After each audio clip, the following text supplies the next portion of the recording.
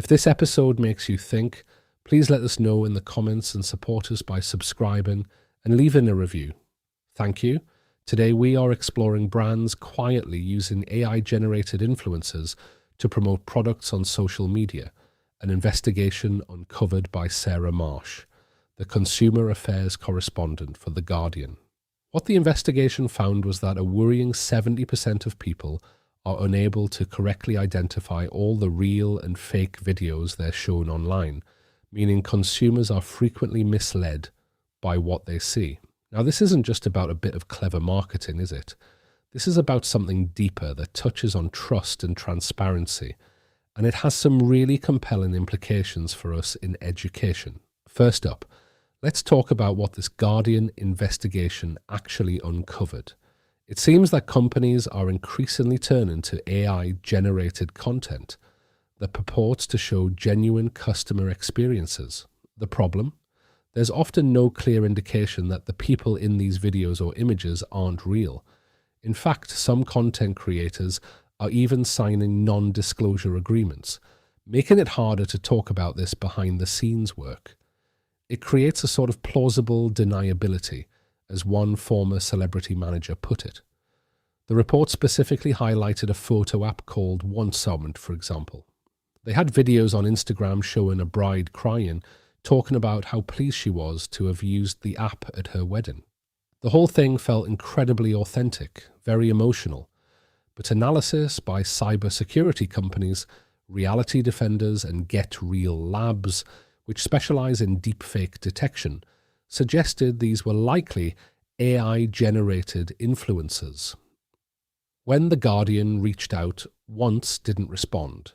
Then there was the Maket app, which helps people design and plan housing projects. They had a video where a woman, again appearing to be AI-generated, raved about an interior designer. Maket did respond to The Guardian, saying these AI-generated influencers were an experiment to test marketing concepts, not a core strategy. And a fashion brand called Ashle, based in Dubai, posted photos of a woman wearing their clothes that appeared to show an extra finger, a telltale sign of AI generation. They later removed those images, stating it was because the designs were no longer in their collection, not because of the AI aspect. This really gets me thinking about the kind of world our students are navigating. If 70% of people struggle to tell what's real and what's AI-generated content, how are we equipping young people to be critical consumers of information, particularly when it comes to AI in advertising? It underscores the absolute necessity of AI literacy, not as a technical skill, but as a collaborative reasoning ability. It's about thinking with AI, not just using tools and critically evaluating its outputs. We need to teach students how to ask, what does the AI know or not know here? What biases might be embedded? What's the real intent? Now, you might be wondering why brands are going down this road. Clarissa Mansbridge, a former celebrity manager who creates these hyper-realistic AI influencers for brands, shed some light on it. She said brands are attracted by the lower costs. Imagine not having to pay $20,000 or $70,000 for a traditional photo shoot or deal with human influencers who might generate bad press or have strong personal opinions. She estimates that anywhere from 40 to 60% of content from some big brands is actually AI made, but those NDAs keep it quiet. It sounds like a classic case of outsourcing the doing, doesn't it? Brands are outsourcing the creation of seemingly authentic user-generated content, but they're not outsourcing the core strategic thinking of what resonates with an audience. Mansbridge argued that the authenticity of user-generated content was always about resonance, not about who made it. If the content reflects a real consumer truth about the product, it connects. AI, she suggests, just gives brands a smarter, more scalable way to get there. But this is where the line gets blurry, and it's a huge lesson for education. If we focus too much on just the product box of learning and not the process or the performance box of understanding, we open ourselves up to this kind of plausible deniability. We need to design learning that cannot be faked because it demands depth, care, and imagination.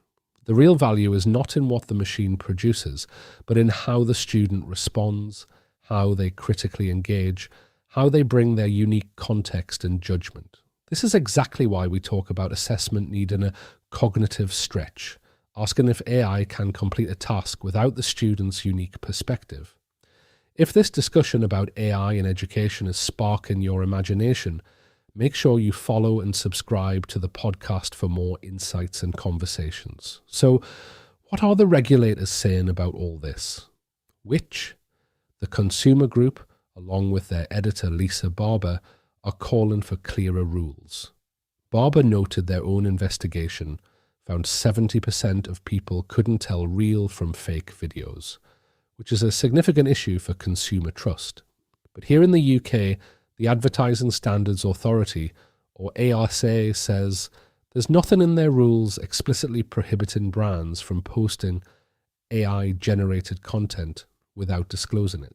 Their spokesperson explained that the use of AI itself isn't the issue they assess, it's whether the ad is misleading.